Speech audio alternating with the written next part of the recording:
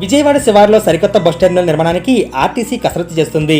ప్రయాణికులు పండిట్ నెహ్రూ బస్ స్టేషన్కు రావాల్సిన అవసరం లేకుండానే శివారు నుంచి సులువుగా రాకపోకలు సాగించేలా పీపీపీ విధానంలో నిర్మాణ ప్రణాళికలు వేసింది. తద్వారా ప్రయాణికులకు ఆధునిక సౌకర్యాలు, ఆర్టీసీకి ఆదాయం కూడా సమకూరనుంది.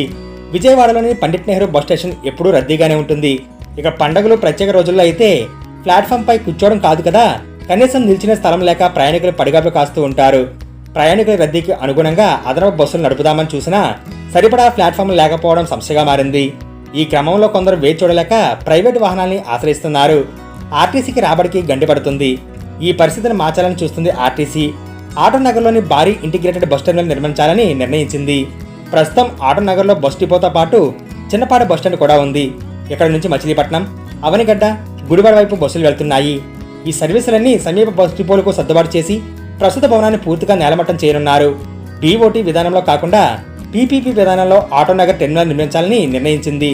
దాదాపు 2 ఎకరాల స్థలంలో ప్రైవేట్ సంస్థలు పెట్టుబడి పెట్టి వాణిజ్య దుకాణాలు, సినిమా థియేటర్లు, మాల్స్, విశ్రాంతి గదులు, డార్మిటరీలు నిర్మిస్తారు.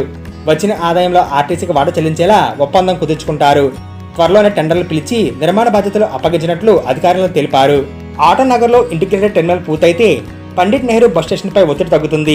అదేవిధంగా ప్రయాణికులు ట్రాఫిక్ అవస్థలు తప్పడం సహా సకాలంలో గమ్యస్థానాలకు చేరుతారని అధికారులు చెబుతున్నారు. కొత్తగా నిర్మించనున్న ఆటోనగర్ నుంచి రాష్ట్ర వ్యాప్తంగా అదనపు సర్వీసులు నడపనున్నారు. రద్దీ వేళల్లో అవసరమైన కొన్ని బస్సులను మాత్రమే పండిట్ నెహ్రూ బస్ స్టేషన్ నుంచి నడుపుతారు. తద్వారా PNBS పై ఒత్తిడి తగ్గుతుంది. డెవలపర్లు ముందుకొస్తే రాష్ట్రంలోని మరికొన్ని బస్టాండ్లను పీపీపీ విధానంలో అభివృద్ధి చేయాలని అధికారులు చూస్తున్నారు.